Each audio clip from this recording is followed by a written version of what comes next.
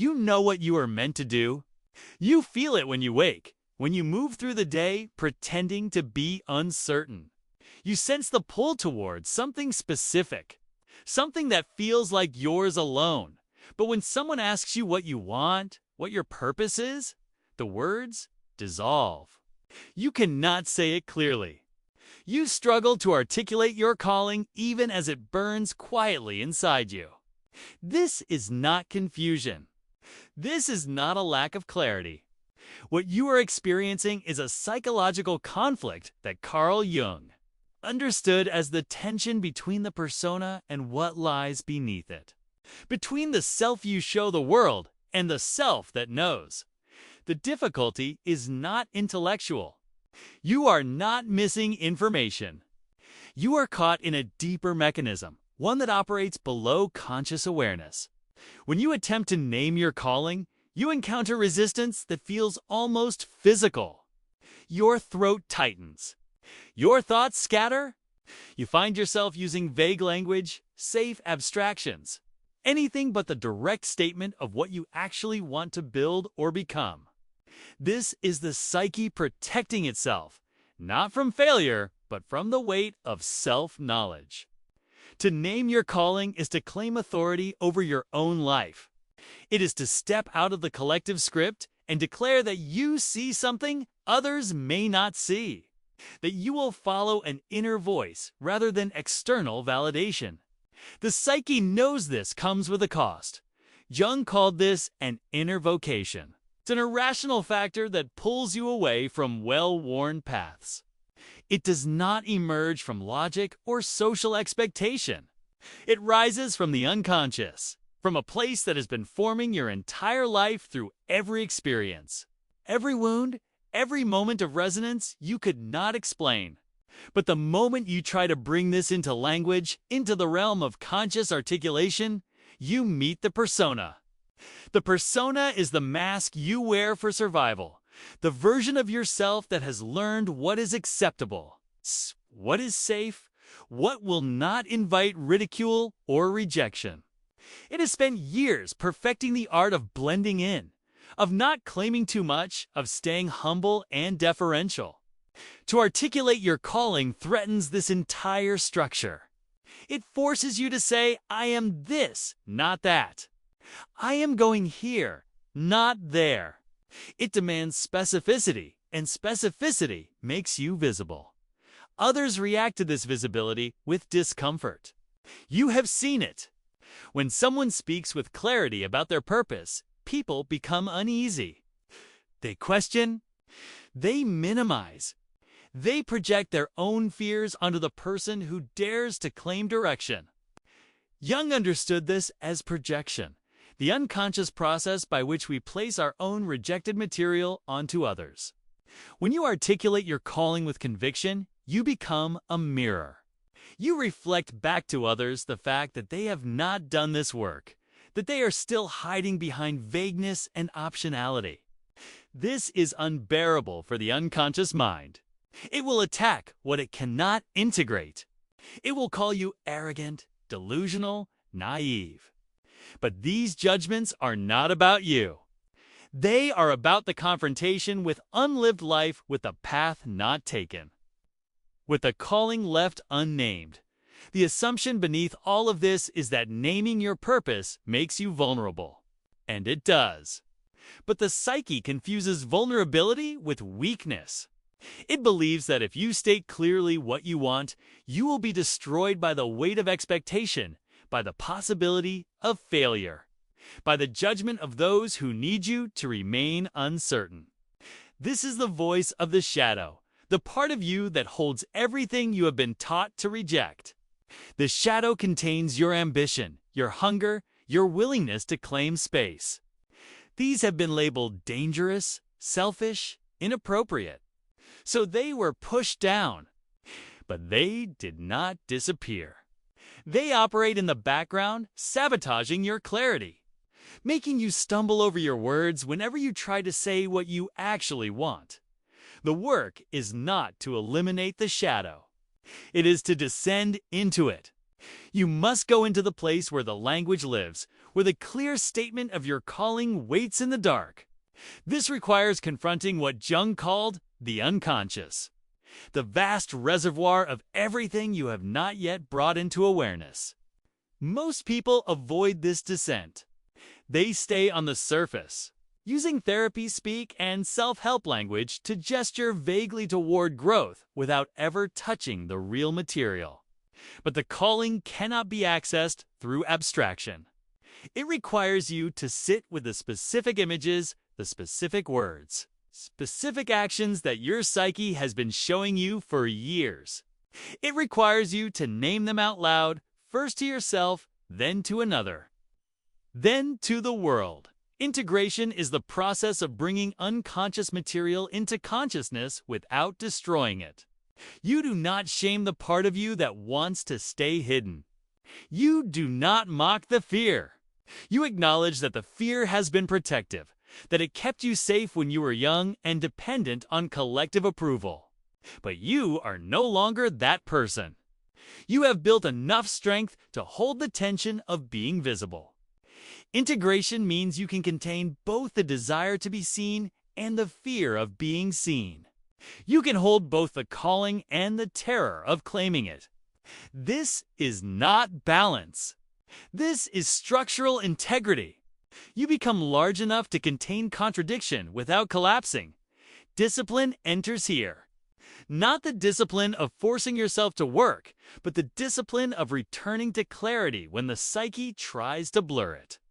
You will wake up tomorrow and feel the urge to soften your language, to add qualifiers to make your calling sound less certain. This is the persona reasserting itself. Discipline means you notice this and speak clearly anyway. You practice the articulation. You write the sentence that names what you are building. You say it until it stops feeling performative and starts feeling true. This is not affirmation. This is exposure therapy for the part of you that believes clarity is dangerous. You are showing your psyche that you can name your calling and survive. Responsibility is inseparable from this. When you articulate your calling, you are no longer a passenger in your own life. You cannot blame circumstance or confusion or lack of opportunity. You have stated what you are here to do. Now you must do it. This is the burden the psyche has been protecting you from. It is easier to remain vague, to float between possibilities, to keep all options open. But this is not freedom. It is paralysis disguised as flexibility. True responsibility means you narrow your focus, you commit to a direction. You accept that choosing one path means not choosing others. The psyche resists this because it feels like death. It is. It is the death of the infinite potential self, the self that could have been anything. You are trading that ghost for something real. Inner authority is what emerges when you stop waiting for permission.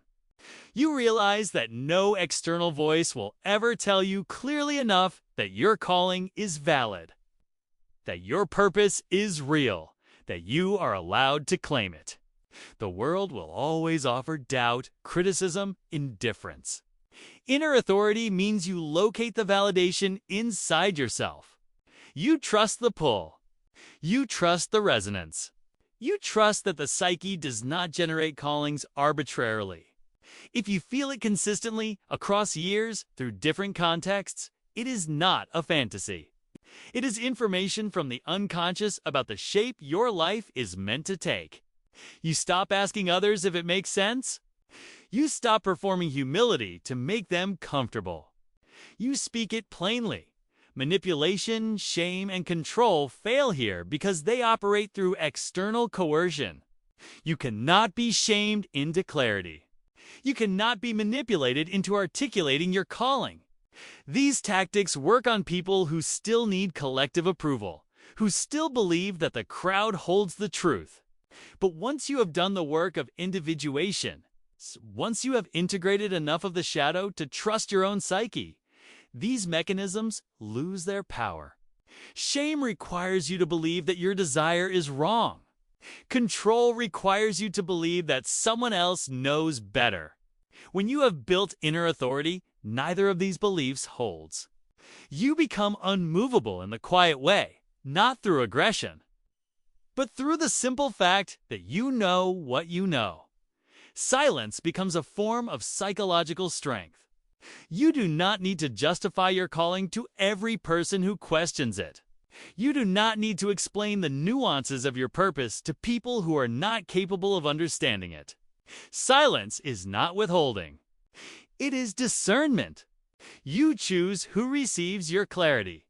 You offer it to those who have done their own work, who can meet you without projection, who can witness your certainty without needing to diminish it. For everyone else, you remain calm and non-reactive. You do not defend. You do not argue. You simply continue moving in the direction you have named. This creates a mirror effect. When you articulate your calling with calm conviction, without apology or inflation, you become a reference point. People around you begin to notice the contrast between your clarity and their confusion. They see that you are not waiting for permission, not hedging, not softening. Some will be disturbed by this. They will increase their criticism, their doubt, but others will be quietly inspired. They will begin their own descent. They will start asking themselves what they have been avoiding naming. You do not need to teach them. Your presence does the work. This is how transformation moves through the collective. One person integrates. Others notice. The ripple extends. The Jungian framework for this is individuation. It's the process of becoming who you actually are, rather than who you were conditioned to be. Articulating your calling is a necessary step in this process. It is the moment you stop identifying with the persona and begin identifying with the self, the deeper structure that holds your unique purpose. The self is not concerned with approval. It is concerned with actualization. It wants you to live the life that only you can live, to build the thing that only you can build. But it cannot do this while you remain silent, while you keep the calling locked in the unconscious. It requires you to speak it, to make it concrete, to bring it into the world where it can be tested and refined. Meaning comes from this specificity. A vague purpose offers no meaning because it demands nothing from you. It allows you to drift, to dabble, to stay comfortable. But a clearly articulated calling organizes your entire life around it. Every decision becomes simpler. You know what aligns and what does not. You know where to place your energy, your time, your attention. This is not limiting. This is liberating. You stop wasting years on paths that were never yours. You stop pretending to care about things that do not resonate. You become efficient in the way that only clarity allows. For resilience, this is foundational. When you know what you are building, you can endure setbacks without collapsing into doubt. You understand that obstacles are part of the process, not evidence that you are on the wrong path. Your calling is not a fragile thing that shatters under pressure. It is the structure that holds you when everything else falls away.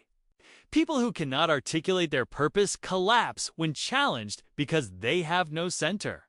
They were never certain to begin with. But you have done the work. You have descended. You have integrated.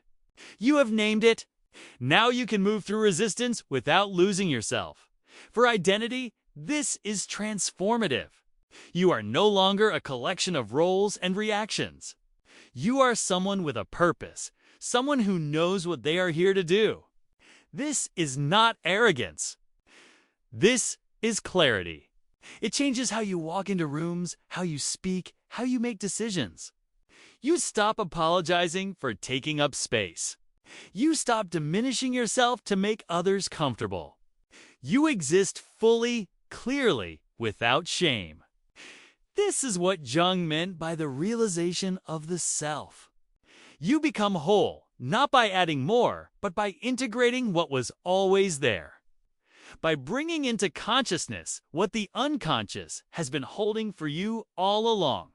For self-mastery, this is the beginning. You cannot master a life you have not defined.